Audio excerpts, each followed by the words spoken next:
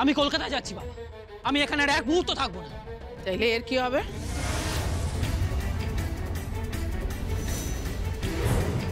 ওর কি হবে আমি কি করে জানবো? আমি কি করে জানবো? ওকে তো আমার মাথার উপরে জোর করে তোমরা চাপিয়ে দিয়েছো। মেয়েটা প্রজাপতির ইচ্ছে হয় খোকা।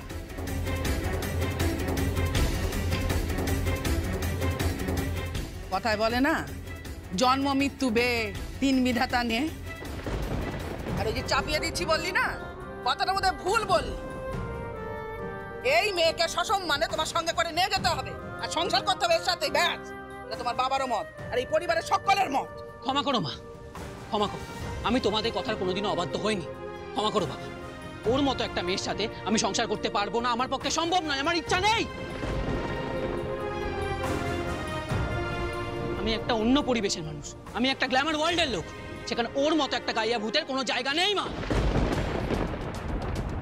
আসলে কি বলো তো বাবা, ওরা খেদি স্ট্যান্ডার্ড না, একদম একদম ঠিক করে কথা বলবে।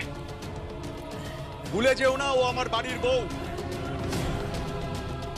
আর আমি নিজে পছন্দ করে ওর সঙ্গে তোমার বিয়ে দিয়েছি।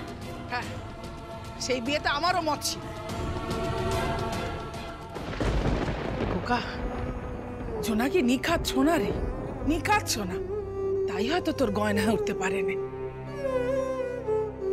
কিন্তু আমি তো তোর মা, আমি তোর মা হয়ে বলছি, তুই ওর সাথে ঘর সংসার কর, তুই খুব সুখী হবি বাবা, খুব সুখী হবি। আমি বললাম তো আমার পক্ষে সম্ভব নয় মা। ও চাল চলন, পোশাক আশাক, খাওয়া দাওয়া কেমন যেন চিপ টাইপের, সস্তা একটা। সস্তা তুই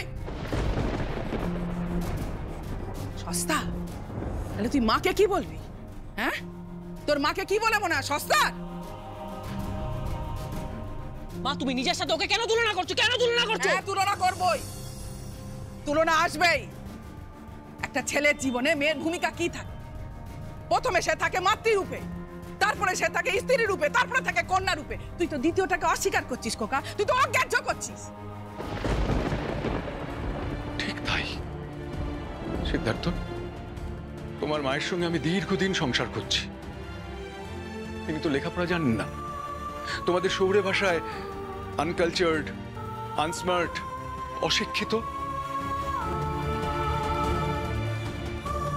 কিন্তু আমি তো তার সঙ্গে সুখে সংসার করছি, তাকে আমি ভালোবাসি।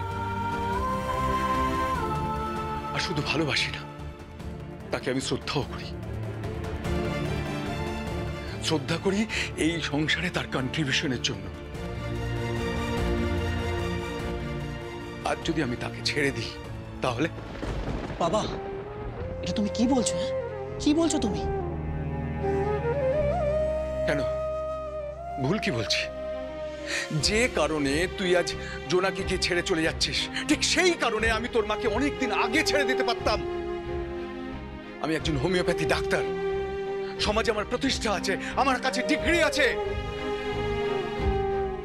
কই, আমি তো তোর মাকে ছেড়ে দিইনি, বরং শ্রদ্ধার সঙ্গে তার সাথে আমি এতদিন ধরে সংসার করছি, সুখে সংসার করছি। কই, তাকে তো আমি কোনোদিন বলিনি যে তুমি তুমি অশিক্ষিত, তুমি একটা গেঁয়ো ভূত, তুমি সস্তা।